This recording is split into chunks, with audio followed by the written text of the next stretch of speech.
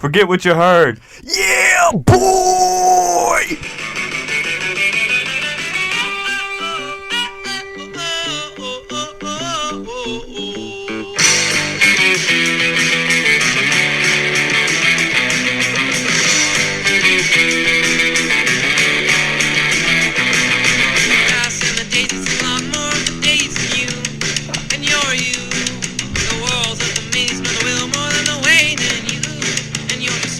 Hey everybody, welcome back to another episode of Forget What You Heard. I'm Aaron. And I'm Luke. And today's a heavy day, ladies and gentlemen, on Forget What You Heard. We're back with more divisions, baby. Corporal. Or just one more division. But before we get started, there's something I gotta know. There's something I gotta hear. How you doing, Brother Bear? Hey, top of the morning to you, man. Good morning, son. Happy to be here. I'm doing good. Thanks for asking. Just looking forward to knocking this in, man. NFC South. Ooh, the NFC South. We thought it was going to be pretty lackluster, but it turns out, wow, we got a lot of interesting stuff to touch on today. But before we get into the NFC South, I want to make a special shout out to Corporal Wojtek. He's a brown bear from Syria, and he worked his way up from a private bear to a corporal bear in the Polish army, man. He was in the foxholes. He was shooting grenade launchers. He was taking heavy artillery to the vest. The guy is a Polish hero, a veteran of wars all over the place. He was just an incredible, brave bear. And I think he's the first and only bear to do it. Shouts out to Corporal Wojtek. Shout out Woj. And once you told me that story, man, I was honored and proud of my fellow bear. It's a big accomplishment, man. You don't hear stuff like that. You know, how do you get a bear in the army? Well, you didn't have Wojtek, man. That's the difference. There's always that one heavy hitter. Wojtek did it, and I'm honored. There's a little pictures you can find of him on there. They got him in the line with his, privates. And by golly, I made Aaron send me that picture, and I'm currently in the process of making it my profile picture. Yeah, it's an incredible picture. It's him and his comrades standing in line at attention, and boy howdy, he might be the one that's standing up the straightest and he's got the war look on his face. Not only is he the most accomplished bear, but he's up there in terms of looks as well. He's very attractive. Very, very good-looking bear. Very sharp young man.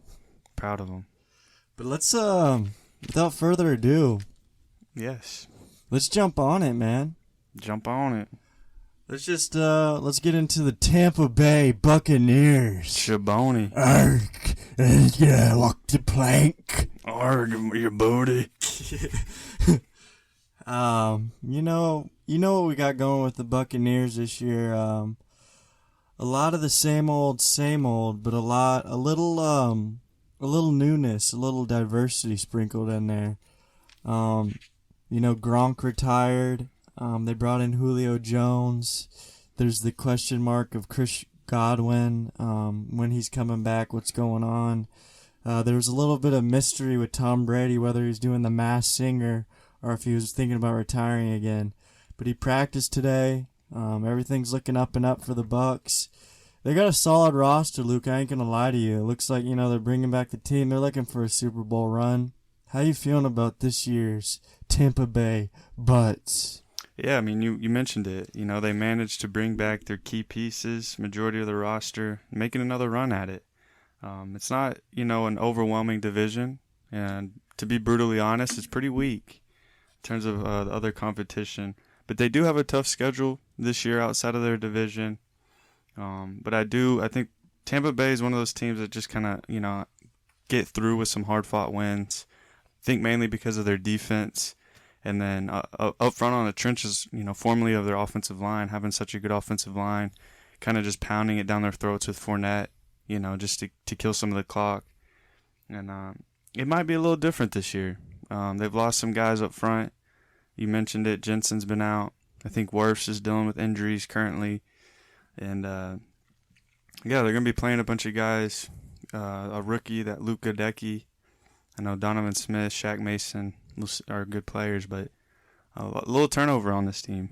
Yeah, I forgot to mention. I mentioned Julio Jones coming in, but they also brought in Russell Gage. Yeah, like who that. I think is a great addition for Tom Brady. That seems like a Tom Brady type of guy. You know what I mean? Yeah, and it's people were kind of underestimating the absence of Antonio Brown, but he was probably like their number one target in a lot of games.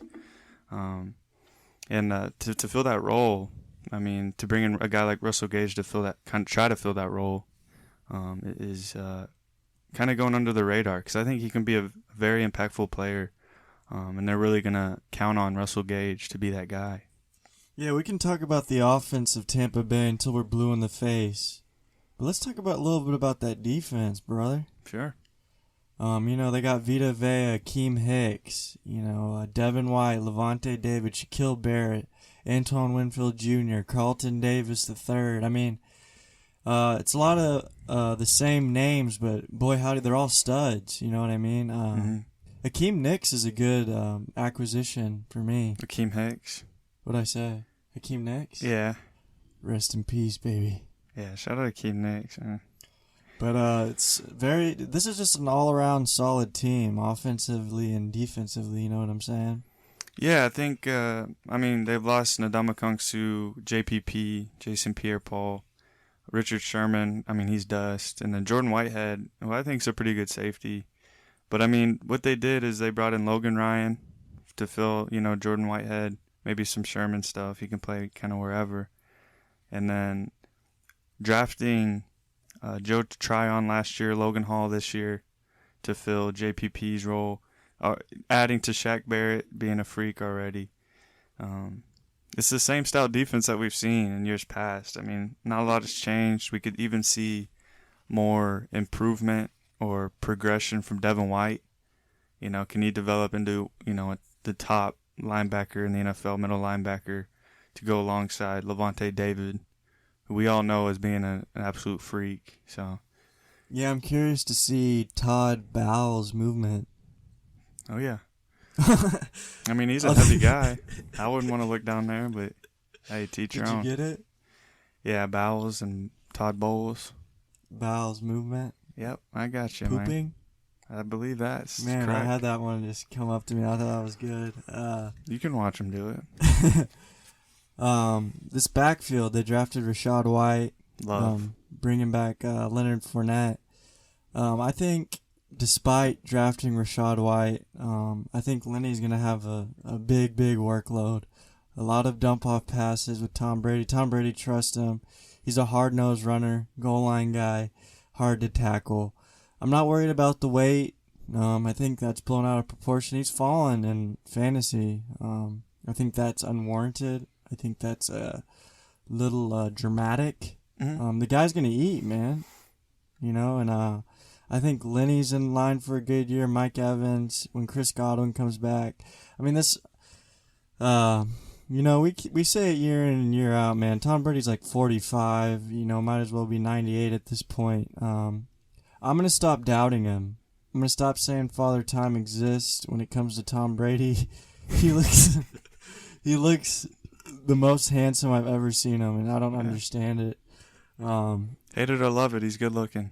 Yeah, he's a handsome guy. He looks very fit. I'm just going to stop doubting him. So this is the year that, you know what, Luke? I'm just going to let it go, man. I'm going to say Tom Brady's going to be great again, There's no reason for me to say otherwise, you know what I mean? Okay, let me ask you this. I'm going to take it to another level. I'm not going to burn on it.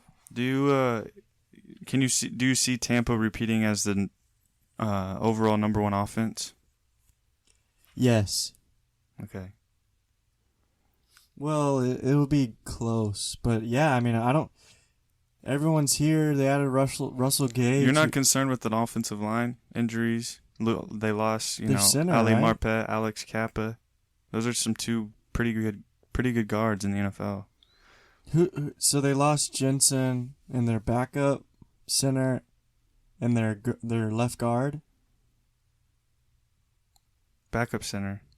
Yeah, because they had a backup center who was pretty good, and then he got hurt too.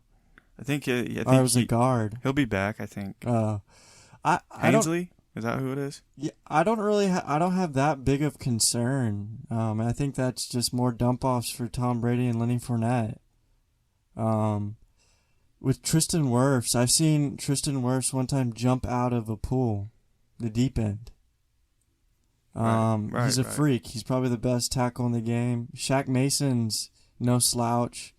I don't really have. I mean, Tom Brady's worked with every offensive line under the sun.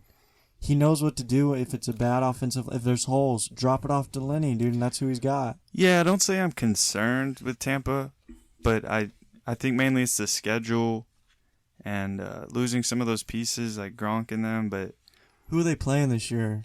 They have a very, very tough schedule. What division are they playing? I mean, they've got the Cowboys, Saints, Packers, Chiefs, Steelers, Baltimore, Rams, Cleveland, San Francisco, Cincinnati, Arizona. Yeah. It's a pretty hefty schedule there. That's extremely difficult. And I think mainly for Tampa last year, though, was injuries. They battled a lot of injuries on both sides of the ball. It's just hard to see, if they're healthy and with this tough schedule, are we still going to see this Super Bowl contending, offensive dominating Tampa team with this swarming defense? You have to play your best ball against Tampa. I'm curious to see if that's, that's the team we're going to see. I'm pretty convinced that's what we're going to see. I mean, I think Tom Brady throws for 5,000 yards and 40-plus touchdowns. You think he throws for 700 attempts for the second year in a row? I wouldn't be surprised. I mean, Todd Bowles is they changed coaches, but the play caller is Tom Brady. He's going to call his number more times than not, dude. Yeah, I guess I wasn't concerned about Tom Brady leaving camp for the time that he did. I know he's back now. They had it planned. I don't know why everyone was freaking out. But, that's so unusual of Tom Brady. Tom Brady's always locked in at camp. Those reps and the film and everything is extremely important. The chemistry bond is his biggest thing. It's always been his MO every year in and year out. But then the year that he decides to retire, come back a few months later, a few weeks later, and then go into camp, leave camp for 2 weeks, week and a half, and then come back. It's just it's a different thing from Brady. And to me, I don't know what it is. I have a theory. Sure. And it's not Mass Singer theory. No, I think that's hogwash, to be honest. I think he was running low on adrenochrome. What's that? The adrenochrome is what keeps him young. It's a gland, and he needed to harvest more before the season started. It's running low worldwide. But why would he have to take time out of camp to get it when he's been doing it for years? It's not easy to get, dude. Yeah, I don't know. It's running low in the world, dude. If it's a loss of a family member, I hope all is well. Best wishes. It was planned. It was? Yeah. It's weird. I don't like that. Todd Bowles said it was planned. It's probably nothing, but it's just not what we're used to seeing out of Brady, is what I'm getting at. Chris Godwin.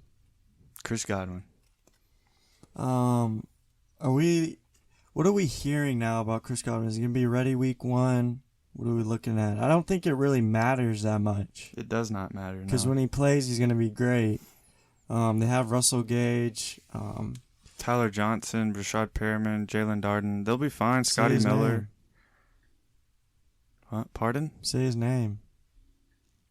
You said every name on there except for one. Yeah, I'm not worried about Mike Evans. No, the other one. Julio? Yeah. Julio Jones. Yeah. For the team in Tampa, I wouldn't be worried if he misses the first game or two. It'd be great to have him out there week 1, healthy, looking good, like old Chris Godwin. But they've got the depth pieces to be just fine without him for a game or two. But what I'm hearing is that he's been full practice. He's been playing, getting out there. He's been playing. It's just tough to project or, to think what he's going to be like if we're not seeing him out there on the field, training camp, and playing 11-on-11 football. But I think Chris Godwin, he's one of my favorite receivers in the NFL. He's got that dog in him. I'm sure he's going to be right back to where he was. He's working hard, man. I believe it. I think these injury timelines are getting absurd. Coming back from ACLs, coming back from Achilles. Yeah. In a crazy amount of time. I'm not really worried. I mean, I think Chris Godwin, you plug him and he's gonna be great again. I mean, Tampa Bay is gonna be a juggernaut. I mean, I think it's pretty well known. But what I want to know is, what do you have their record? I have them going 12-5. And I look at the schedule, man, and I was thinking 11-6. Just because it's gonna be one of those games where they just get outmatched. Like I think the Rams will get up on them. Baltimore could be one of those tricky games where it's kind of like 24-27, down to the wire. Tucker hits the game winner. It's just like those little small things that they just kind of lose those. But I eventually just took 12-5 because like you said, I think they're a juggernaut on both sides. Both potentially 2 top 5 offense, defense. So, what was your record? 12-5. Okay, so you feel the same way about them. Yeah, I mean, you mentioned the schedule. It's tough, but, I mean, shoot, I don't think there's a lot of teams that can put up the numbers that Tampa Bay can with that stifling defense. Mm-hmm. So I just think it's a good combination, and, they'll be ready to roll. They know what to expect. They're a veteran team, led by, the GOAT. The GOAT. Thomas, what's his middle name? Barty? I'm not sure. Garth? Probably Rhinestone. And it helps to play in this division as well. I mean, we'll get to those other teams, but it seems like Tampa beats up on a few of those other teams, except for the Saints. The Saints do put up a good fight. Oh, they're always, especially in the Superdome, dude. Yeah. The Saints go marching in. Yeah, the Saints will tie them up, throw them off the board, man. Plank them. You got any bold predictions for this season for the Tamps? Julio Jones has his career high in touchdowns. I got a Julio one too. Julio is leading wide receiver in yards. Duff. 85. He looks weird with He's going to change his number. He better. Dang, so you have yards and I had touchdowns. So that means he's about to go nuclear. I don't know, man. I wouldn't be surprised. You wouldn't be surprised if Julio had 1,000 yards? I wouldn't be surprised. Would you be surprised if Julio had 10 touchdowns? Tom Brady is the resurrector. He'll bring you back to life. Julio needs this. Yeah, but he's also going with Evans, Godwin, Russell Gage. Is there a universe where Julio just takes over? No, but there is a universe where Julio starts at tight end. Well, I also have a bold prediction that backs up my claim. Julio Jones fills the Gronkowski role. Red zone. That's a big role. Yes. He's a big man. My other bold prediction is Mike Evans doesn't reach 1,000 yards for the first time in his career. Wow. I think he has 8 straight, maybe 7 straight 1,000-yard seasons. Something crazy. But, I mean, if he plays every game, that's kind of hard for him not to do. But he's got pesky hamstrings and little soft tissue injuries. Oh, so you're banking on, you're saying that maybe an injury happens, it keeps him away from 1,000? Either way, but I would say if he plays 17 games, he's going to get 1,000 yards. I know I've heard whispers about people being concerned about Mike Evans, like being able to stay healthy, but he's always dealt with injuries, and it seems like he's always played through them and just played in the games. Whether it be, remember last year, maybe a game or two, he was just literally a decoy. I think he only saw like 1 target or 2 targets in like 2 games because he was hurt.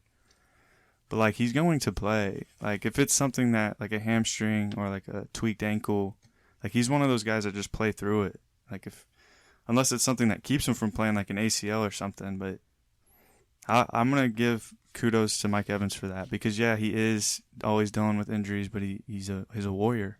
Yeah, I love Mike Evans. I think he'll have a great year. This is just a bold prediction. Mm-hmm. I like it because, I mean, history says he's gonna have 1,000 yards. You know. If I had to bet, yeah, he's gonna get the 1,000 yards. My other bold prediction is that Leonard Fournette has 2,000 plus all-purpose yards and 20 touchdowns. Jeez, and Rice. Bell cow, just feed him. Feed him. He's going to get dump offs. 2,000 total. Wow. Yeah, that's So bold. how many rush yards do you think I'm thinking? Probably like 1,350. Something around there. Like I was thinking 1,400. Like 650 receiving. I like that. Oh, golly, can you imagine? It's hard to imagine. I see the idea because I believe that he will be the workhorse and he'll play that role. And that high-powered offense. Yeah, it's just I'm worried that the offensive line isn't going to be as great as they once were. Yeah, but at the same time, I mean, he's still. Yeah, I mean, it's not out of the realm of possibilities, but that's what makes it a bold prediction, I think. Right. You got any mark? Yeah, Tom Brady falls off. This is his last year. He goes out not playing very well. The same thing with Drew Brees, Peyton Manning, all the greats, every one of them. That final year, you can tell like this is it, you know. And I think this is it. I think this for this bold prediction, that's what we see. But the defense carries them. Top-ranked defense in football. And they end up making the playoffs, but not because of Brady. It's because of the defense. Brady has a down year.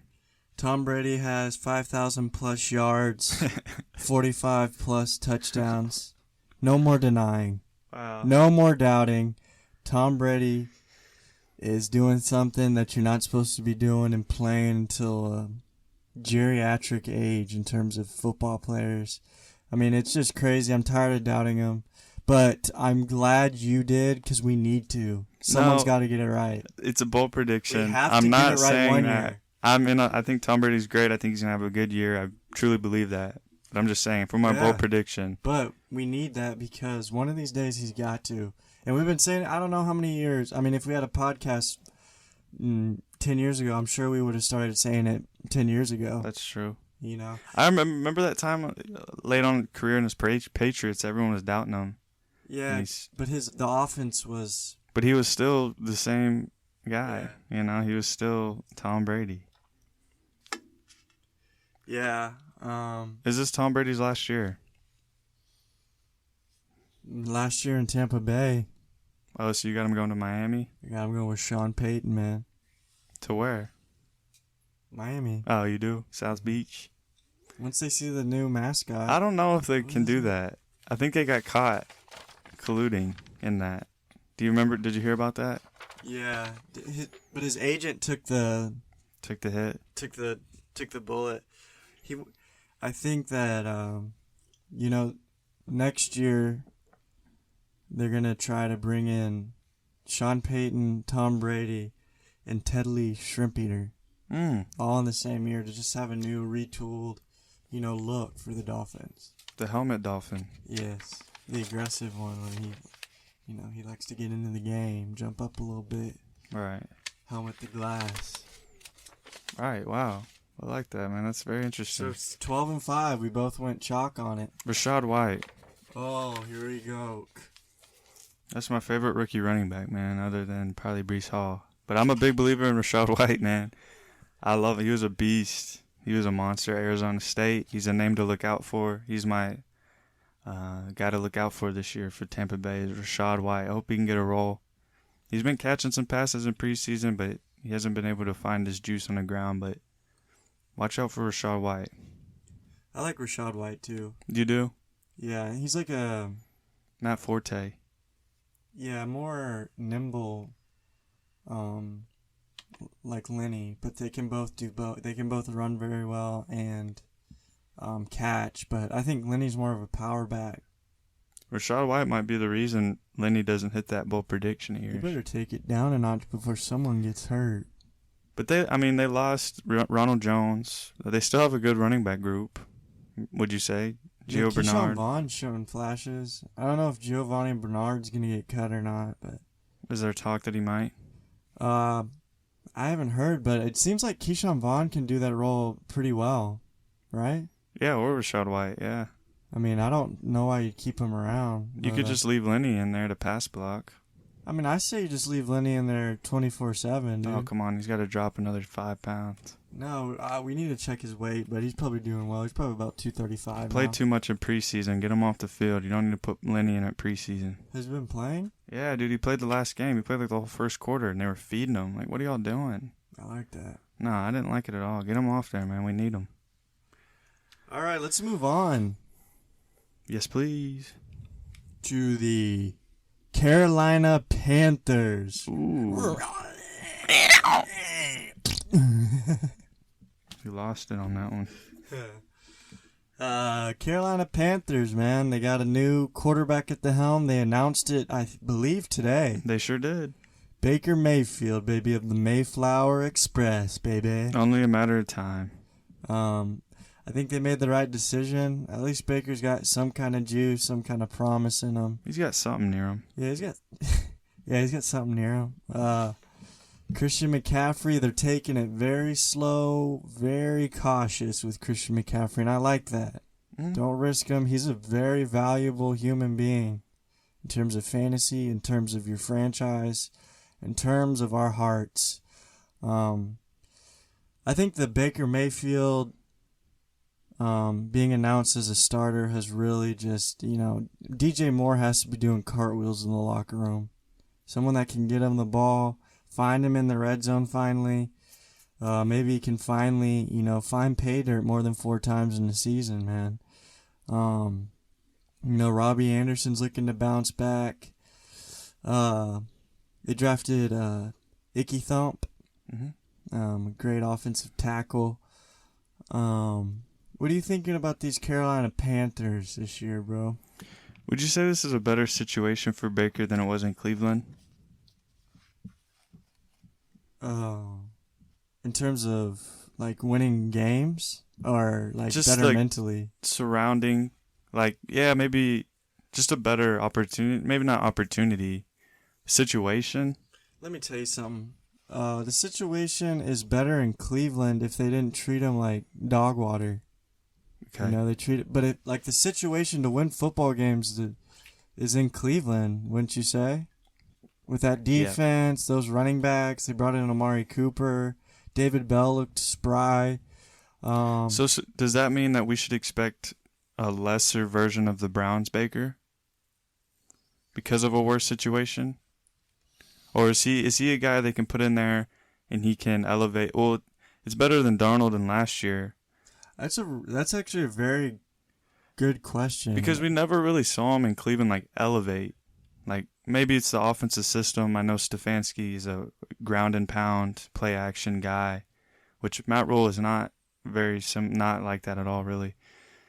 So I'm just wondering maybe if the system, maybe if this is a new system, new coaching, new offense, can we see Baker take that next step? Great question. I think that this will be the first year we see the real Baker Mayfield. You think this is Baker's career high? Yeah, I think they're going to open the floodgates for him. You know how Baker was kind of put into a role where he was a lot of play action, run first, game manager. This is going to be more of a let's see what Baker can do. Let's let him sling it around the yard. We've got weapons. We have Christian McCaffrey, a good offensive line. Let's see what goes on. I think, didn't he have a good rookie year? Yeah. Baker? Was that with Stefanski or is that before Stefanski? I think it was before. See, I think we'll see numbers more similar to the rookie. I think we'll see a bump in his yards, touchdowns. And the other thing, picks. too, comparing the two teams with the Browns and the Panthers, the Browns were set up and had so much more talent around them on both sides of the ball. Because when the Browns made that playoff game against the Chiefs, made it a competitive game, it was a very good game. They weren't necessarily relying on Baker that year. It was Nick Chubb, we'll work off Nick Chubb, whatever's open, that's you. I don't know if that's something that Carolina can do just because of the lack of talent on offense. I mean, obviously McCaffrey and DJ Moore will be phenomenal if they're out there and healthy, but I'm just I guess I'm just intrigued to see if Baker has what it takes to be their franchise guy. Yeah, I actually have written down that I don't like the weapons outside of DJ Moore. No. I know they have Rashard Higgins, who he has chemistry with. That's true. They brought him over from Cleveland, and he had some flashes. I'm interested in Terrace Marshall. But don't I don't think know so. I don't know. Yeah, I don't know. I haven't heard anything. Which is weird, man, because he has the talent, He the has profile, size. Yeah. everything. But he kind of slipped in the draft a little bit, and he hasn't been on the field. He doesn't rarely play. I think he only has 2 NFL catches in his career or something. And really? he's not, yeah, I mean, I remember last year it was like Brandon Zylstris, whatever, Shai Smith were all getting reps in front of Terrace Marshall. But he has, I mean, I always believed in him to be a good prospect. Yeah, if he can somehow, be a factor in this offense and he's good, like one of the LSU boys, surprises us, I think that'll make a huge difference because I have little to no faith in Robbie Anderson. Really? He's a long ball guy. We saw last year he stinks. To me, he's a one-trick pony, man. He's not anything to... Yeah, I agree with that. He's one of the worst number 2 wide receivers in the league. Would you agree? Maybe so. I think that he needs to be used the way the Jets used him. I think he's a good complementary receiver to DJ Moore. Maybe not number 2, but a guy that you can throw out in packages, that you can just send him deep. Because DJ Moore's great. Even down the field, he's a good intermediate guy. And Robbie Anderson can just stretch it. He can take that safety and DB with him. And but from what I've noticed in the Panthers the last few years, they're running short routes, intermediate routes with Robbie Anderson. That's not who he is. That's not the type of guy he was used like with the Jets. He was downfield, big plays, 3 catches, 100 yards, and a touchdown. That's him. He's like a Mike Wallace. And we haven't seen that the last 2 years. Yeah, I guess because the arm strength isn't like for Darnold or... Maybe so. But Baker's got quite the arm. Baker's very accurate down the field. Maybe, I mean, I think, of course, Robbie Anderson will have a better year than last year. He had a horrible year. Yeah, he was awful. He was on my fantasy team. And you had him? Yeah, and I held out for him. Wow. He stunk. Hindsight will make you lick your butter, man. Oh, yeah, I licked my butter, all right. I'll tell you that much. But, let's get into their defense. Probably the most promising part of this team. Brian Burns, a sack magician. Derek Brown, a monster. Shaq Thompson. I really like their secondary. Dante Jackson, cornerback from LSU. Xavier Woods, Jeremy Chen came onto the scene. And J.C. Horn, the corner they drafted early from South Carolina, above Patrick Surtain. Is supposed to be a great, and he started the season really hot, and then had that foot injury. They have a promising defense. What do you think? Yeah, I'm a big fan of their defense, at least the players on their defense. I like to shout out Brian Burns. He's my favorite edge rusher in the NFL. I do believe he's a top-tier guy, top 5 edge rusher in my eyes. Very underappreciated, very underrated, but he's my favorite edge rusher in the league, and I say that with confidence. I think he's a stud.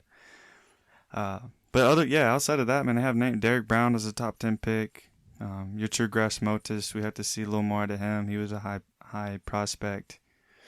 I think potentially it could be a good defense. They've kind of struggled the last few years. You remember how good when they had that elite defense with Thomas Davis and John Beeson and Luke Kuechly, guys like that. Like Carolina was known for having like the best defenses, and they've kind of lost track of that. But we'll see, man. I mean, Shaq Thompson has been a guy who gets a lot of tackles. It's just we have to see, man. Get a good coordinator, man. I don't even know who their coordinator is, but their defense has been like, it's weird. Usually you have a good defense for a long period of time, but they'll go like a year with a good defense, a year with a bad defense. Remember, like for their Super Bowl run. Yeah, exactly. Super Bowl run, and then a couple years ago they had one of the best defenses. Mm-hmm. It's just weird how that kind of happens. I don't know if it's injury or what's going on, but I don't know. I just like the way they got going. It's a very interesting team. Like, I'm not gonna lie, I'm looking at this team like if their defense can play up to where we believe they can, and Baker is that guy. He can bring a different level than Darnold could. I think this team is like a wild card team with the healthy McCaffrey. Dude, on paper, I agree 100%. And that's why I made picking their record so hard. I was all the way from a winning winning record, 9-8 to like a 5-12 team. Right. Because it's an enigma, if you ask me. Yeah, it's very tough, man. And obviously, the biggest thing is the health of McCaffrey throughout the season. To say, that's, I mean, they go as McCaffrey goes. If he can stay healthy, that guy is a game changer. Yeah, and like McCaffrey, if he's healthy, he's a guy you have to rely on. You have to he changes every game, unlike any other running back in the league, just because of you can use him in any asset of the game, and like you never know what he's gonna do, what damage he can do to you, and it's very special, very very special. What do we know about Tommy Tremble? Potential, man. He's gonna be their starting tight end this year. Is he a Notre Dame guy? He is. God, Notre Dame. That's tight end U. Iowa. Name 7 tight ends. George Kittle, T.J. Hawkinson, Noah Fant. That's all I need. I got more. Okay. Who's Notre Dame? Tommy Tremble. Cole Kmet. They have a Meyer right now. They used to have a lot. There's a guy they have right now, Meyer, who might be a first-round pick, tight end next year. I remember him. He's a beast. Let's get into the record, shall we? Yeah, I have them going 8-9. This is a 6-11 team with Sam Darnold, so I'll have them going 8-9. I think Baker gives them 2 more games. But like I said, man, if they're healthy, I think this team potentially could be a wild card team, and they have to play up to par. What is Matt Rule going to do? I think that's another big thing. Is Matt Rule going to be able to be a good coach? Because he hasn't been. And that'll go a long way for Carolina. But ultimately, bringing in Baker, they're going to be 8-9. I like that. I was, like I said before, it was a struggle picking a record. I went 7-10. Okay, one less. Yeah, I don't know if Matt Rule's a good coach.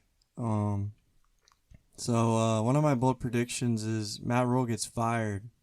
He's the first coach fired.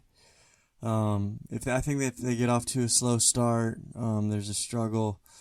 I think he's gone. I think he's on a thin ice already. But yeah, I went 7-10 just because new quarterback, the health of Christian McCaffrey. And I don't know. It's hard for me to see them make that huge leap. Yeah. Just by the addition of Baker. Baker Mayfield's better than Sam Darnold, but he's not that much better. Yeah, definitely better. Cleveland, week 1 for Carolina.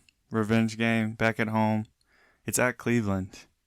Who do you expect to win that game? Who should be the favorite? I think Cleveland should be the favorite. You think Cleveland wins? But I would bet on Carolina to win. Really? Yes. You should place that down, man, because... What's the odds? 33% for Carolina to win. Yeah, I don't know the odds, but I'm looking at their win probability. Yeah, I take Baker. You think he'll come out slinging? I think he has definitely a vendetta against the Cleveland Browns. I would too, man. But wouldn't the Browns defense want to stick it to Baker? I mean, it's gonna work both ways, but the offensive line's good, dude. They'll protect him. They'll know what this means to Baker, and I think Baker will put his foot in the ground and throw that ball, man. Oh, I like that. Okay. You have any bold predictions? Brian Burns wins Defensive Player of the Year, MVP. You guys think just won't let it go, man. You guys think it's T.J. Watt. You guys think it's Micah Parsons. But in reality, it's Brian Burns. What are his stats? What is his stat line? 18.5 sacks, 3 forced fumbles, 2 fumble recoveries. He gets an interception. He scores a touchdown. How many tackle for losses? How many is a lot? I have no idea. Let's say 60. That sounds like way too much. 38. All right, I can get behind that. I like that. I mean, one of these days... He's literally elite, and no one really cares. Carolina fans understand, but outside of that, no one ever talks about Brian Burns like that, but he is an elite defensive edge rusher. I'll piggyback that. I'll say Carolina Panthers have a top 3 defense. Ooh, juiced. Yeah, I'll say that. I like what they got going on. Wow, that's good, man. That's very bold. But like you said, man, they have the talent out there to do it. Jeremy Chin's another guy, too, who could emerge as one of the best safeties in the I league. really like their secondary, dude. It's really good. It's really good. Even C.J. Henderson, I don't think you mentioned him, but I forgot about him. he's They a traded guy. for him last year. Yeah, full of potential. Hasn't really gotten there yet, but it's a strong unit. It's not bad. My second bold prediction, DJ Moore leads the NFL in receiving yards. How many is that? 1,600. You think that's going to lead the I'll go 1750. 1750? I say that because, outside of McCaffrey, it's DJ Moore. Who else are you going to throw to? And we all know how great DJ Moore is down the field. Like, he makes those crazy catches. He makes the big plays. And then Baker Mayfield statistically was the most accurate deep ball passer. It's like 44%. And can you guess who was the most? DJ Moore. Yeah, 46% catches on the deep ball. Yeah, he's a stud. Match made in heaven. Yeah, I actually have a DJ Moore one as well, but mine's, I guess, pretty normal. DJ Moore goes for 1,200 plus yards, but this is the kicker. More than 4 touchdowns. Yes, 8 touchdowns. Nice, doubled it. Because is his career high 4? It is. Every season. But remember that training camp day where Baker went 5 for 5 with DJ Moore in the red zone? I missed that. Or 4 for 4. He threw 4 touchdowns to DJ Moore in the red zone drill. Not surprised. Which is a beautiful thing for DJ Moore. He should be 6+ touchdowns every year. It's a abomination that he hasn't done it. But this year he doubles it. He's looking good. Fantasy good guy. Real life reality star. DJ Moore. I love him. Lock him in. Number 2. Yeah, I think it's bold, but DJ Moore's an amazing talent. I think he's an awesome receiver. But not only that, but the target competition is not there. So the opportunity is literally right there. He could get 160 targets, catch 100-something balls, go for 1,600 yards, and get 8 touchdowns. That's not crazy. That's why Baker makes the Panthers bearable. I agree. Watchable, fun at times. They've improved. Offensively and defensively. Offensive line's good. They're going to be a pretty good team, I believe. Yeah, I think they'll be running the mill. They'll be smelling it, and they'll be licking it as well. I'll tell you that much right now. You got any more bolds? I'm ready to move forward. I got one. Matt Rule is a strange guy, would you agree? Yeah, he is strange. I would agree with that. He's so strange that he wears a hazmat suit to watch food in the microwave cook. He's not trying to get any of that radiation on him, huh? It just seems like a weird guy, and he has a lisp. He seems and while it's cooking, he's studying it. Baker has fibromyalgia. You really don't like Matt Rule, huh? I don't think he belongs in the NFL, I'll be honest with you. And I completely agree with that. He's maybe not a strange guy, off the field, but he's weird, dude. Yeah, I agree with that. He talks in, puzzles. He never wants to... I'm surprised he's made the decision to make Baker starter. I remember he kept saying, we got a competition here. Hey, boys, put your Rydell on. We got one going this training camp season. The GM, the GM probably made the move without talking to him and then locked him in the closet and said, hey, we're starting Baker. He probably had his hazmat on, too. Yeah, he's probably microwaving his cheese balls. Yeah, he's just a weird guy. I don't know. He is. I agree with that. Get him out of there. It's therapeutic to talk to him. Who would be a good coach for Carolina? Urban Meyer. No. Come on, man. Urban should never coach again, especially not young men. He's back on Fox. He is? Yeah. Are you serious? Yep. Why would anyone give that despicable human? He's college football, man. Let him have it. That's disappointing. There's maybe Eric Bieniemy. Byron Leftwich. That would be interesting. Yeah, I like Byron Leftwich. It sounds way better than Matt Rule. Cliff Kingsbury. Matt Rule's probably drooling. on himself. I see what you did there. Thank you for pointing it out. You're welcome, bub. All right, let's move on to the New Orleans Saints. Saints go marching in. New Orleans Saints, man. What are we looking for? Biggest news, Michael Thomas coming back. He's been practicing. He's been dominating camp. Looks like he's looked the exact same. Yes, he did hurt his hamstring today. He's been missed the last 2 practices. But hopefully it's not too serious. But history says he's probably out for the year. Alvin Kamara suspension.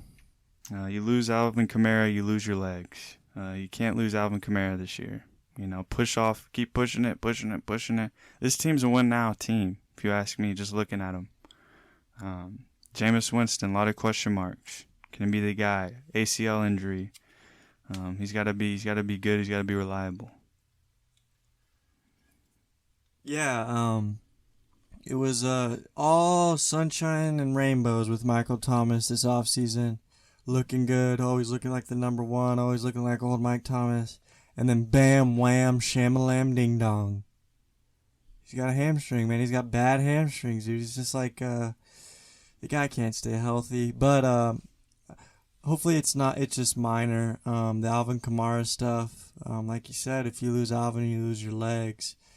But it's looking like the suspension won't come until next year. But Luke, let me tell you something. I have worries. Okay. I have frustrations. I have aggravations about what if you take a gamble on Alvin Kamara. Let's say you reach first round. What are we talking? Let's talk fantasy a little second. Can we have a segment? Go ahead. All right, don't get him busted.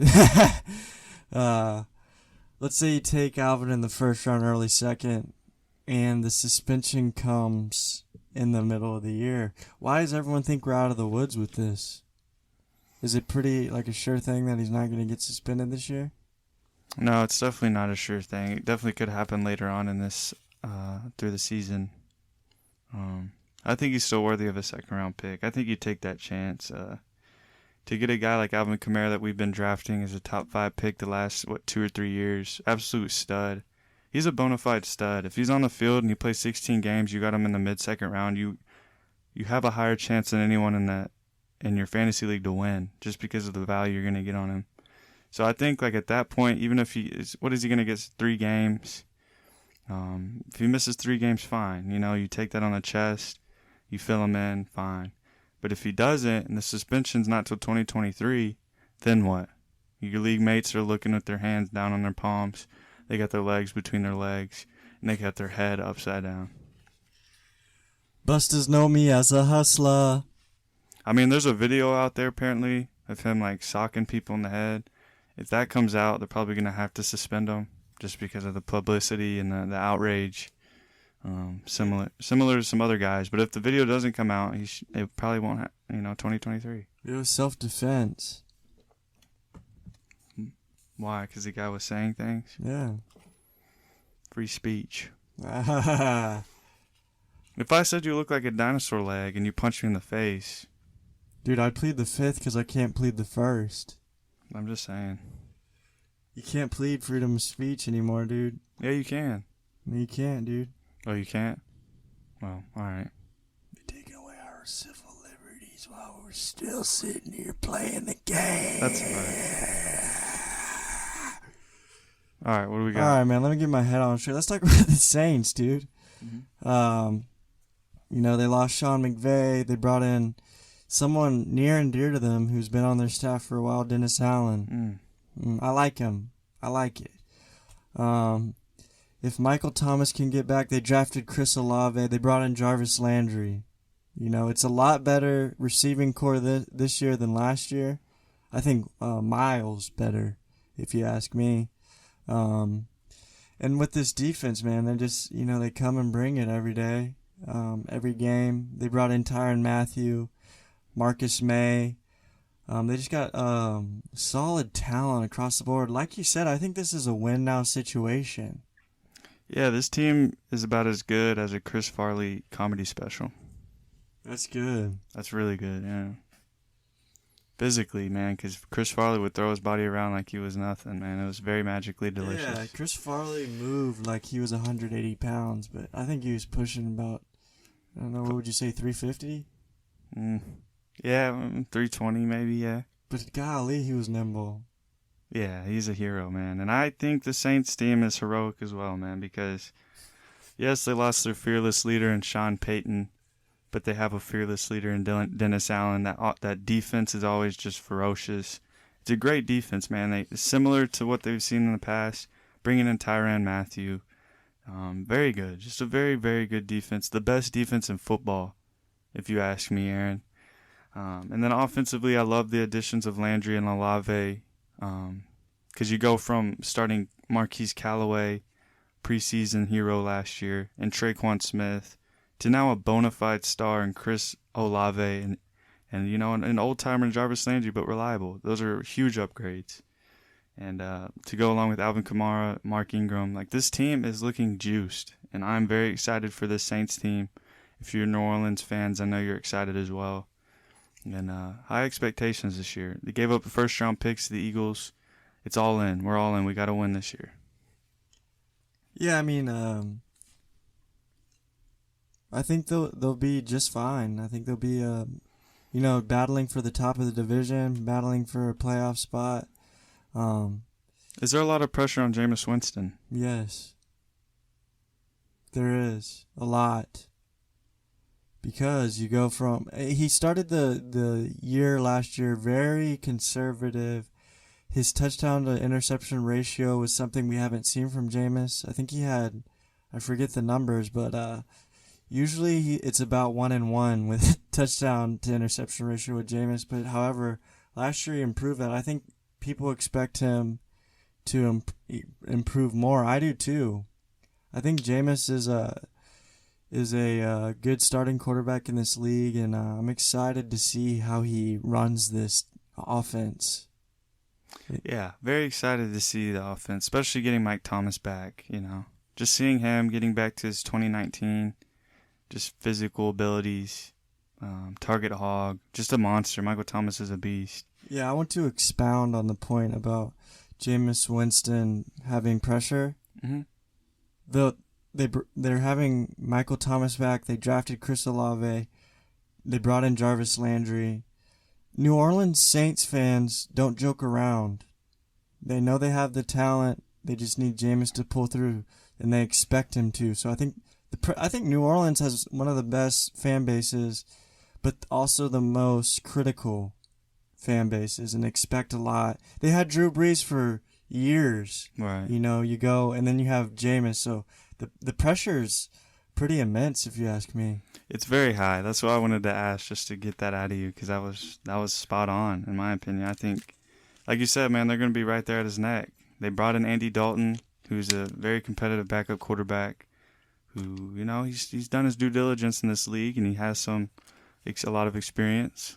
So, to me, that tells me if Jameis is not performing to the fans, to the team's expectations, they're right there with Andy Dalton for sure. This is the team that I'm most interested in hearing the record from you. I don't know how close we'll be or what's going on. Before I say the record, I'm just looking around and looking at and seeing some people's projections and predictions.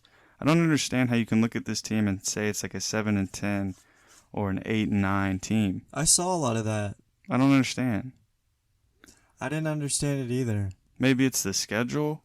I think they think Sean Payton. Yeah, how big is the loss of Sean Payton?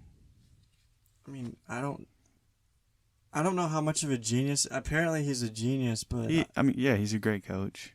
But bringing in someone on the same staff who knows how Sean Payton worked and put in work day in and day out. It can't be that big of a difference. Maybe, I don't know. Yeah, my only issue is that he was a defensive coordinator, so I don't know how much he'll know about Sean Payton's offense and stuff. I think Pete Carmichael's their offensive coordinator. I'm not sure that's a very good thing, but we'll see. Maybe it's not that big of a deal. What's your record? I have the Saints going 10-7. Sorry, 10-7. I also have them going 10-7. Nice. I think we both think they're very highly of the Saints. I I don't see a lot of weaknesses on this team. Alvin Kamara's a stud. If Michael Thomas can get back, Jameis keeps the interceptions low, becomes a game manager, uses that big arm. Because the talent he has is incredible. And the defense, man, the defense is going to be there. The defense is going to play hard, keep them in games. It should be, a relatively solid season for the Saints. Yeah, I think it's going to be similar to what we've seen with the Saints in the past. Is like they'll finish like 10-7, but everyone knows they're like the most dangerous team come playoff time, just because they're really good. Like their record doesn't justify how good their team is, which I think has been the case a lot of the times for the Saints, because they haven't always been first or second, but when playoff comes, they'll make that run and stuff. And I think like their schedule is tough, and I think they'll lose some of these games. Obviously, 6-7 games. And it's a brutal schedule, though. Yeah, actually, one of my bold predictions is that they make the Super Bowl run. Yeah. They have the makings. Yeah. Like we said, man, they got all the talent in the world. If they can put it all together, and Jameis is the bow on top, and he's the general, I can see them making a deep run. Yeah, as do I. Would that be them winning the division? Or would it'd be like a wild card? I don't thing? know the road to the Super Bowl, but maybe they'd be a wild card team and make that. I like that better. I like that storyline better. They make they win the wild card and then make that run to the Super Bowl. Yeah, very good. Yeah, because my bold prediction is they win the division outright, and they go like 12-5 and win the division. Is my bold prediction. My other bold prediction is,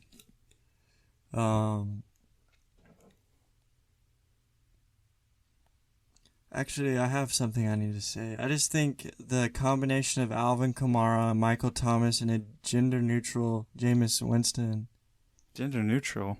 Is a combination for, like, if anything, at minimum of 500, 9-8 team.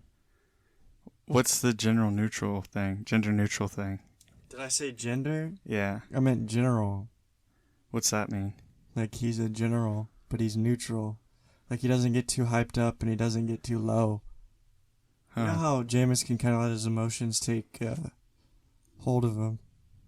Yeah, it wasn't too far off with gender either, but general makes sense as well. I did say gender neutral. I just made up the general neutral. My other bold prediction is Chris Olave is the number one, even with the healthy Mike Thomas. And that's kind of crazy. But yeah, he emerges as the best receiver on the Saints. Goes bonkers his rookie year. I have something kind of similar. I just have Chris Olave and Michael Thomas become the most unstoppable duo in the NFL. And Jameis has his highest QBR of his career. I like that. Most efficient year of his career. Yeah, I'll make it easier with those weapons, too, to have a good year for Jameis. And I can't give a bold prediction without giving something to this amazing defense. I'll give them credit, man. It's the best defense in football. Can you point out some studly players on this defense? Literally everybody. You can go down all of it, and everyone's a stud, man. David Onyemata, Shad Tuttle, Cameron Jordan, Marcus Davenport. We have to see something from Peyton Turner. Demario Davis, very good linebacker. He is so gosh darn good, and I don't think people understand that. Do you understand that? Yeah, I like Demario Davis. He is literally, no one talks about him ever. Maybe because he's old, but he is in that Bobby Wagner, he's up there like that. Pete Warner's, guys like that. He is up there like that. Yeah, he's maybe old now and a little not the same, but prime Demario Davis was an absolute mammal. Pete Warner, Marshawn Lattimore, Paulson Adebo, Gardner Johnson. Shoot, even Bradley Roby. That's 4 deep on you. And then their safety group is great too. Probably the best in football. Marcus May, Tyrann Mathieu, P.J. Williams. Yeah, I like the homecoming of Tyrann Mathieu to the Saints. Yeah, great. That's where the Honey Badger belongs. It's huge. Yeah, it's a big deal. Matthew's a good player. I mean, he's really good. I have I guess something I noticed, an observation. Jameis Winston seems to embody the mascot of the team he plays for. For example, the Florida State Seminoles. A Seminole is someone that is lawless, doesn't abide by the societal norms. He stole crab legs.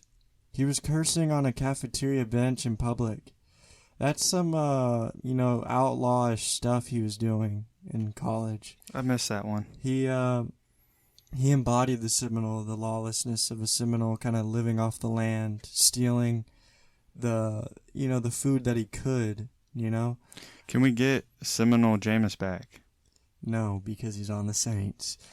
Oh, that's Buccaneer true. Jameis, he was a Buccaneer, kind of, rode his own ship, kind of a hothead, kind of, still kind of lawless, kind of, marching to the beat of his own drum. Matey, it's all the boss and the sold. He had, I think he had some charges in terms of like speeding and doing some dumb stuff. And he's reckless on the field as well, man. He was reckless out there on the field. However, he came to the Saints. Demeanor changed, maturity, community service, prayer, public service announcements, hymns. He was worshiping.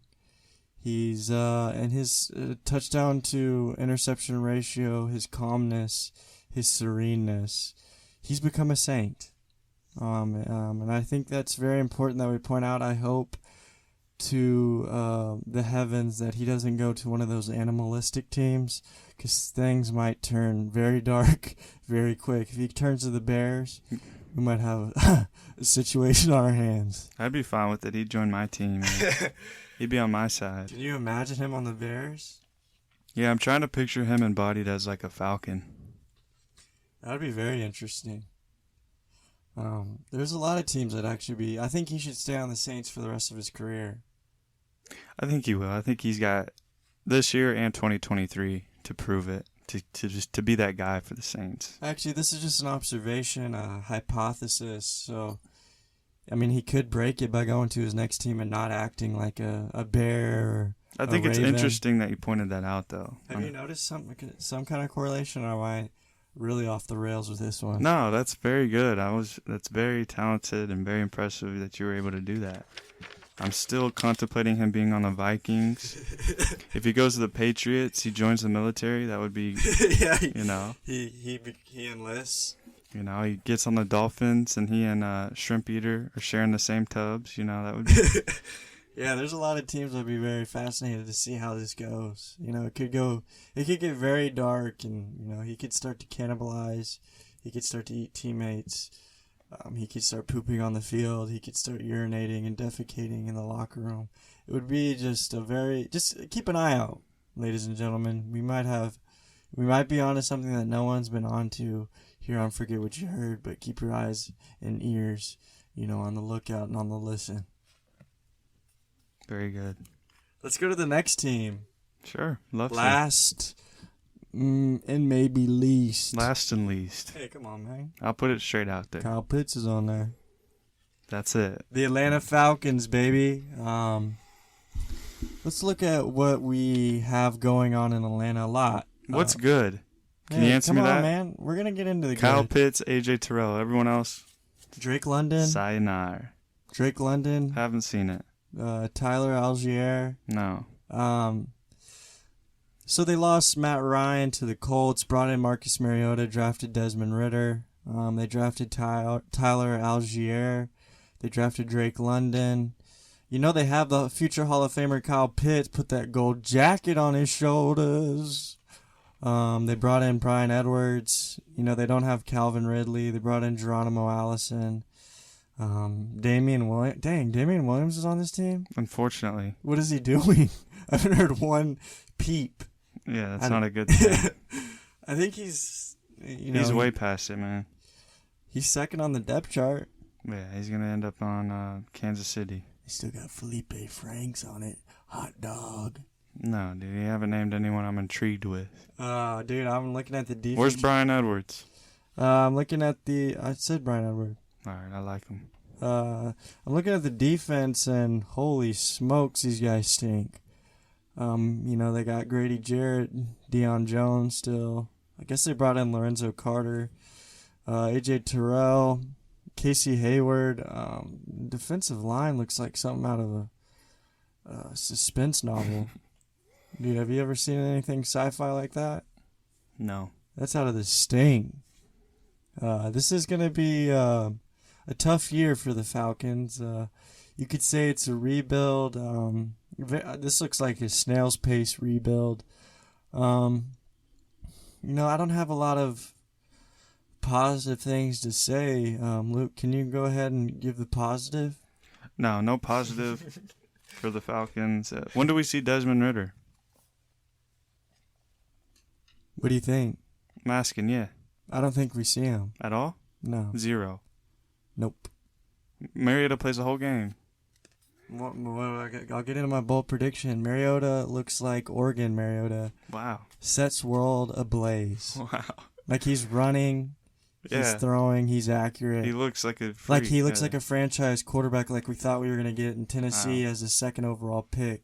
He's rejuvenated. He's ready to go. That would make Atlanta very fun. Yeah, awesome. Yeah. It would make that this is why this is my like glass half full prediction for I did all positives, man, because we're going to talk about reality and it's going to stink. It's going to be awful. It's going to be ever farted in a jar and opened it in public? No, but I'll try it for you. Gas leak. But yeah, so I just have Marcus Mariota. Desmond Ridder is okay. I don't have him. He'll probably play at some point if Marcus Mariota is who we thought he is and he has an injury bug or he's just not playing up to expectations, So, yeah, that's what I have. Yeah, Atlanta, post Matt Ryan, things are going to get worse before they get better. You got to break it down. You lost your guy from the last, 14 years, whatever. So now it's time to break it down. It's a subpar roster outside of, Matt Ryan and a few guys, Kyle Pitts, AJ Terrell, Grady Jarrett. Matt Ryan's not on the team. I know, I'm saying then. So now, outside of him, there's just no weapons. There's no talent. You're just kind of throwing pieces out there. Shouldn't expect too much. But I guess, the one thing about the Falcons is Kyle Pitts. If we're going to talk about the Falcons, we're talking about Kyle Pitts. We can talk about a little bit Drake London. That's all I want to talk about. I want to stop you right there about you're slandering Drake London. I didn't say. I said we can talk about him. Hold on. The first wide receiver taken in the NFL draft was the 8th pick. Yeah. I know you like Chris Olave a lot. Yeah. How you feel about Chris Olave is how I feel about Drake London. I think he's going to be a stud right off the bat. He better be. Shoot, 8th overall? He's got to be good. Dude, he looked good in that preseason game after that catch. There isn't no slander. I'm not slandering Landon. I think he's going to be a good NFL player, good receiver. You keep passing over him. But realistically, for the Falcons, yes, he's going to be good. But, the team isn't good. Mariota hasn't played in 3 years. How much can we really expect to see out of London in his rookie year? A lot. Okay. Who else is he gonna throw to, other than Pitts? Brian Edwards. Stinks. Olamide Zaccheaus. Not good. Auden Tate. Not very good. The one and only Cordero Patterson. What do you think? He's a mystery to me. What do you think about him this year? He's the guy. He's the guy again. Starting running back? Absolutely. No, 100%. He's wrong, boys. Cordero Patterson broke out last year. Yeah, he's 31 years old, but the way Arthur Smith found out how to use him, very good for them last year on a horrible team, not a good O-line. They found the right way to use him. He's not used to that workload, so at the end of the year he did, break down. But if they can manage those reps with an Algier, with the Damian Williams, he's a great weapon. Those are the 3 guys. I literally wrote down Pitts, exclamation point, London, exclamation point, Patterson, exclamation point, because that's it. If you're going to be cheering for anyone on the offense, those are the guys. That's it. Is there a world where Cordero goes back to like a third down back in Algier takes the running role, predominant role in the just running between the tackles to take some of that beating off Cordero? He will take some of it, but he's not going to be the guy. He will not. Majority of it. No. How much can a 31-year-old Cordero Patterson take? And for a rebuilding team, doesn't it make sense to go young? The beautiful thing about 31-year-old Cordero Patterson is he doesn't have a lot of tread on his tires. Because he's been a receiver, he's done kick returns for years before he actually. It wasn't until he got to the Patriots to where he really started to get used. And then last year was the first full year where he got those touches, and he's not used to that, which is why towards the end of the year he started, tired. He missed some games, whatever. So if they have that same idea, use him the same way where he was literally dominating in every game. It didn't matter. All he had to do is manage his reps on early downs, give it to Algier, a bigger back. You'll be just fine. I mean, he's a true top 3 weapon on this team. Whether they're going to use him.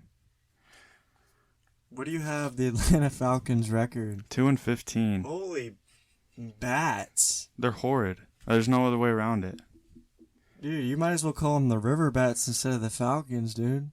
I mean, Deion Jones, Rashawn Evans, their linebackers are okay, whatever. But no, their defense is atrocious. Yeah. This is the worst defense I think we've covered so far. And then outside of Pitts and London, what is there to like on offense? There's nothing. There's not a guy on this team that's going to make a big play. There's not a guy on this team that's going to be reliable. Demir Bird? Geronimo Allison? But even Mariota, he's not a guy that takes the big shot. He's going to take off with his legs, or he's going to throw it to Kyle Pitts in the flat.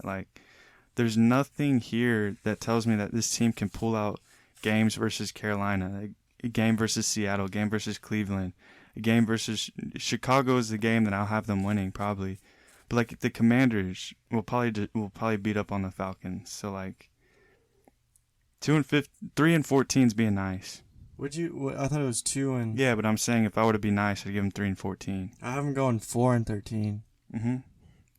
That's fair. I think their over/under is 4.9, so 5. I think they'll be scrappy, and I think they'll pull out a couple wins. I don't like their coach Arthur Smith very much either. I just like what he did with Patterson, and he's a tight ends coach, so he's going to use Kyle Pitts tremendously. I think Kyle Pitts is going to be basically a wide receiver. He had the best stats as an outside receiver last year of anyone in the NFL. He is a receiver, and he's a tight end. No, he's a receiver. He's disgusting. He's you a create receiver. him on Madden. He's a receiver. He's one of those guys you get on Madden, you put 99 acceleration, 99 get off, 99 catch, 99 hands. That's Kyle Pitts. We've been toting 6'5", We've been toting this for years now. If it has been years, it's been a year. But Kyle Pitts is that guy, and they're talking about him like he's that guy.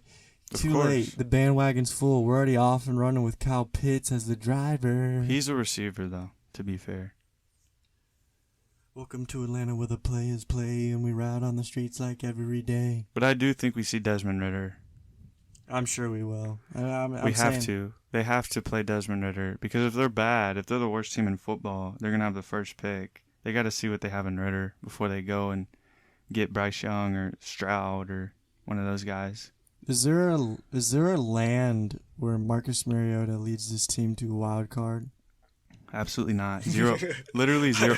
There's not anything in the world that can get closer to 0% than Atlanta making the playoffs. I love giving you hypotheticals with bad teams because you just shoot them down immediately. It's beautiful. But I mean, this is literally outside of in my opinion, the Bears, the worst team of football. I think the Bears are better.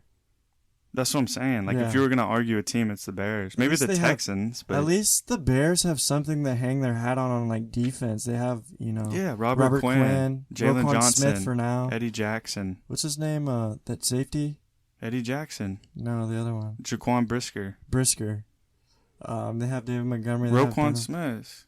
Justin Cole Kmet, Fields. Darnell Mooney. They have players. I would agree. I think Atlanta's, got a lot of rebuilding to do. 3 guys on offense and 3 guys on defense. Okay, instead of poo-pooing on them, I got a bold prediction for the Atlanta Falcons. Drake London flourishes. Him and Kyle Pitts go over 1,000 yards and 6 TDs. Both of them? Yeah. That's realistic. It's over 6 TDs a piece and over 1,000 yards a piece. Yeah. Not together, but like a piece. Right. You think that's thing? I mean, I guess I'm fine bold? with it being bold, but in my opinion, I think it's pretty realistic. I mean, those are the only 2 targets. They're both going to get over 100, 120 targets. If I were to project it, and Kyle Pitts is going to score more than 1 touchdown, right? He better. He has to. I mean, he has I'm looking at their projections right now. Drake London's 969 yards, 5 touchdowns, which is close to 1,006. Kyle Pitts 952 yards and 5 touchdowns. So they're basically right on the borderline. Yeah. But I would consider it to be bold because I think when you hear 1,006 for both, you're like, I'm not sure. It's definitely possible. Yeah, absolutely. Do you have any bold predictions? No. I have Tyler Algier going for 1,000 yards. Yeah, that's absolutely bold. I'm not so sure about Algier. I know he was phenomenal at BYU. I think he led college football in rushing yards and rushing touchdowns or something. He averaged 8 yards a carry in that preseason game. Yeah, and like he has juice, and he's a heavy runner. Like he'll run you over and stuff. But he has fumbling issues too, and stuff. But he could be the 1 and 2 back for sure, man. That's all the bold predictions I have for the Falcons. Oh, I did want to talk about something about the Falcons. Bold prediction: Kyle Pitts breaks tight end receiving yard record. Remember what we did with him on Madden? Yeah, I'll do it again. I think he had 1,500 yards and Really? I didn't see the stats. 16 touchdowns or something. Really? Yeah. I mean, Madden's Madden, but if you guys have Madden, go ahead and get yourself some Kyle Pitts. You don't need anyone else. You can have literally the worst wide receiver core. You can throw it to Kyle Pitts on every play. You could literally have Drake London, Brian Edwards, and Lamadi Zaccheaus. Yeah. And still break records. Yeah. I want to talk about something that has died off, it seems. The Dirty Bird dance that they used to do, celebrations. What happened to the Dirty Bird, dude? I don't know. It probably got canceled. It wasn't that provocative. I know, but they need to bring it back, dude. Kyle Pitts is going to do it this year, I guarantee it. you guarantee it? Guarantee that we see one Dirty Bird. But I think it should be a rule that when you score, you do the Dirty Bird. Someone's got to do it. It's the coolest dance of all time. Who's the longest tenured Falcon? Grady Jarrett? Oh, right now? Probably Grady Jarrett. What about Jake Matthews? Oh, yeah, him too. But is he going to get the opportunity to do it? Deion Jones has been there a while. Yeah, if Deion Jones just returned a fumble and just did the Dirty Bird, that would be... Yeah, why don't they... I haven't seen the Dirty Bird in probably years. Yeah, I haven't seen it either. Bring back the Dirty Bird before I start to get angry. Yeah, that was cool, man. Dirty Bird, I'll turn into an angry bird. You ever played that video game? No, I don't like it. I guess that's it for the Falcons. I have a Luke's Corner. Oh, goodness. An observation I made of Luke, and I need an explanation for. As Luke was walking to the restroom, he uttered the phrase, toilet mode. Toilet mode. Toilet mode? Yeah. You're walking away, and you said, I don't think you're talking to anyone but yourself, but you said toilet mode. And I just wanted to know what that means.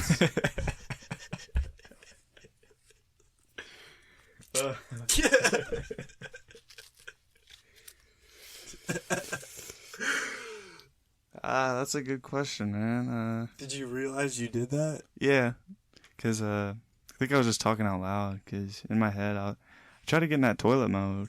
What does that mean? Just prepare. Because I think you put your energy towards other things when you're on the toilet. And so you have to put yourself in that toilet mode. You know, knowing you're going to be on your phone, knowing you're going to be squeezing it out. That's toilet mode, man. So you got to be... Psychologically, you change when you're on the toilet. And I call that psychological change the toilet mode. I just want to know, is toilet mode a mode you need to get in for number 1 or number 2? Number 2. Mainly, I figured that's what you were doing. Well, I guess you could do number 1, for those that like to, sit and urine. Because like toilet mode for me is like physical interaction with the toilet. You know. I was my ears perked up when I heard you walking away, and you're about halfway to the restroom, and I just heard you utter toilet mode. And I knew that it had to be a number 2. So the context clues led me to believe that you're, cutting wire. Yeah, basically. Lincoln logging. Well, yeah. I mean, that's pretty much it for me, because it's a destination, you know? It's a zone. Yeah, I never thought about it that way. I just kind of do it, but I like that you got into toilet mode and you were, prepared for You don't get in toilet mode? Like, I don't think about it unknowingly? No, I don't think about it that way. I just kind of, do the business without, any regard, but I like the... But what do you do when you're on the toilet? You sit there and look at the wall, or you're doing other things on your phone? Yeah, usually I'm on my phone doing something, Yeah, so you're in toilet mode. But if it's, one of those, taking care of business types of number 2s, you got to really, turn off the phone, lock in. So I know what toilet mode is. You put both hands on the seat, strap in, and get ready for some work. Get it in, get out. Yeah. Sometimes I like to look at the damage after I'm done. Well, how about this? Maybe this will help with your procedure on the toilet. Maybe try going into toilet mode, pre-toilet mode, and see how it works out for you. I'm going to say it next time I go. Try it out. See if there's some kind of... Maybe it's beneficial. Something I unlock. Right. Going in a toilet. Maybe it's a little easier. It works out a little smoother. Maybe it's, whatever. It was just funny, the whole scene that I was experiencing. Is you walking away. No one said anything to you. No one was talking to you. And you just say, toilet mode. And you keep on your journey. It's just like danger zone. Or chalk zone. Danger zone. Danger zone. Toilet mode. Yeah, I liked it. It was a really cool experience, and I just wanted to get your 2 cents on it. Because I think we all experience toilet mode, but we don't address it verbally out loud. Yeah, I think it's all just a mental thing. We're all worried about, people going toilet. Oh, I'm taking a poop. I don't want anyone to notice. Well, mentally, you're preparing yourself to go in there to take a poop. So it's just like Wojtek when he went to war. Mm-hmm.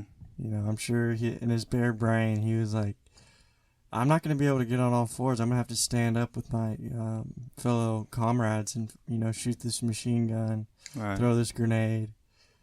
I wonder how many people he killed. Did they use him as a bear, or did he use, military equipment? No, man, he was a corporal. I mean, he ended up a corporal, so he had to kill someone and save people. But did he, rip them to shreds, or he shot them, or grenaded them? I think he shot him. Really? Yeah, I think he was spraying. I think he was a gunner, like the machine gun guy. That's crazy, actually. Like, if I was in a war with Poland and I saw that their gunner was a brown bear. That's wild, yeah. With, a helmet on. But the other thing, too, beneficial for the other soldiers is, the bear's going to be the first target. Yeah, because he's so big. He's so big and, intimidating. But I think he survived his tours and his duties. Oh, really? He died peacefully? I don't know. I haven't really researched. I know that they bought him in Syria. No, they bought him in Iran. They just found a brown bear, but he was from Syria. Interesting. He had a long road to, they should write a book about Wojtek. I mean, I'm very interested. I want to know what kind of training they did on him, too.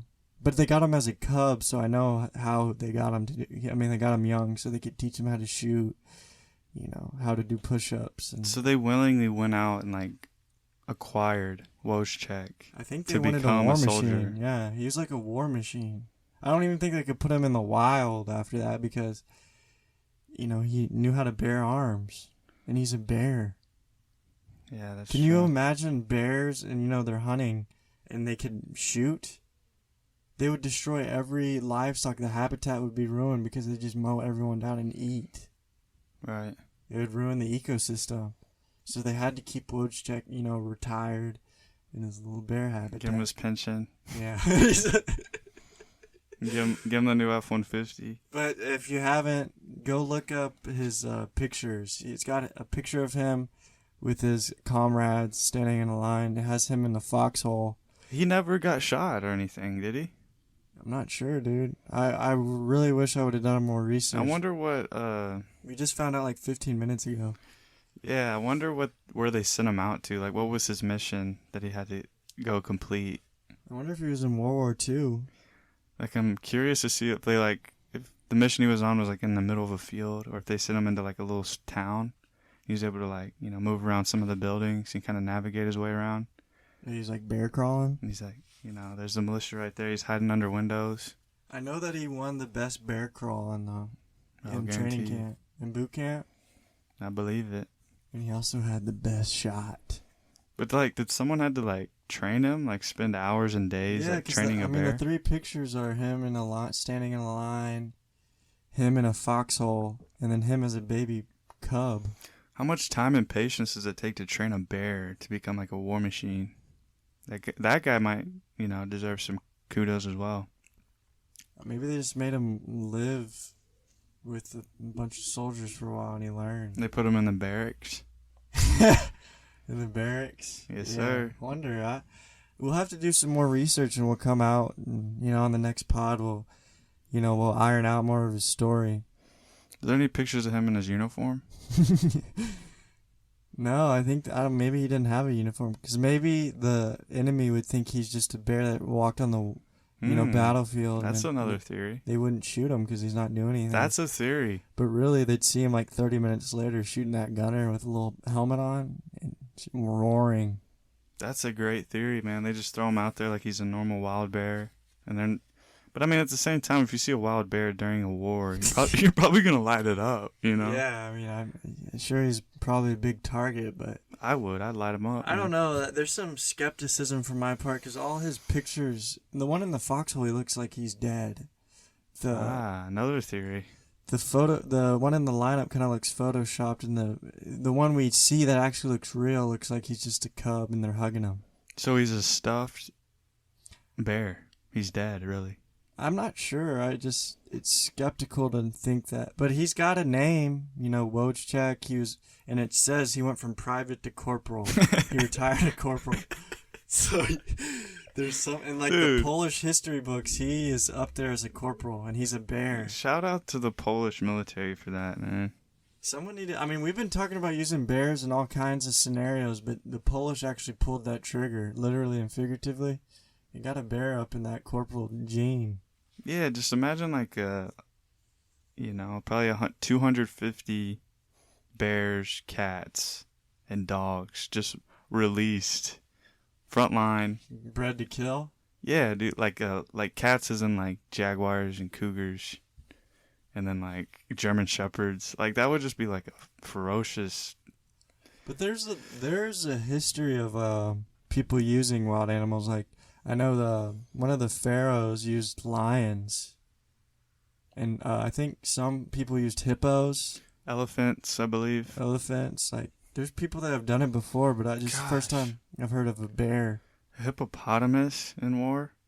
Dude, I saw a video of 2 male hippopotamus fighting right outside of in a hotel lobby. What? In Tanzania, and they were going inside. Like, it was like an outdoor part, like the patio part. Yeah. And they were literally mouths wide open trying to kill each other. And it was the most intense. Because when they get aggressive, they get really aggressive. And they're huge animals. It's scary. I think they kill more than, like, lions and all kinds of cats and bears and stuff combined. Like, over 400 people a year or something crazy. But if you're in a territory or a place with hippos in your territory and you're getting invaded, like that would be a perfect spot to have hippos on your side because they're very territorial. Yeah, but the hippos need to know that that's their home first. So you have to like keep them there for a while. Right. So it's like a hard strategy to try to perfect, but if it works out, dude, as soon as they invade and hit that land, you should just have them a moat and then have baby hippos everywhere, and they'll eventually just have little communities all around the moat. Mm-hmm. So you'll be protected for life. It's like a ring of but hippos. I don't know if they'd trust you. No, you wouldn't, but you would know, like, these hippos are territorial.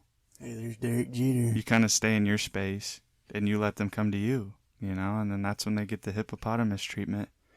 And that is at the very bottom of my list of things that I would like to do or experience. Yeah, I think you should watch that video. It's very intense, and their mouths go literally like, Yes. wide open, and they're trying to kill each other, and they're huge animals, and they're loud and stinky, and it's aggressive. Fast, man. just very, dude, they're Very worrisome. incredible. The most dangerous animals in the world. My doppelganger is Morgan Spurlock. My doppelganger is Steve Buscemi. Thank you. Thank you for listening. Thank you for listening to another episode of Forget What You Heard. Thank you guys for the support. Hit us up at our email at forgetwhatyouheardpodcast@gmail.com. I almost said at forget what you heard, but anyway. Thank you guys for listening. Thanks for the support. We love you guys. Peace, love, and happiness. Enjoy your week. Dota.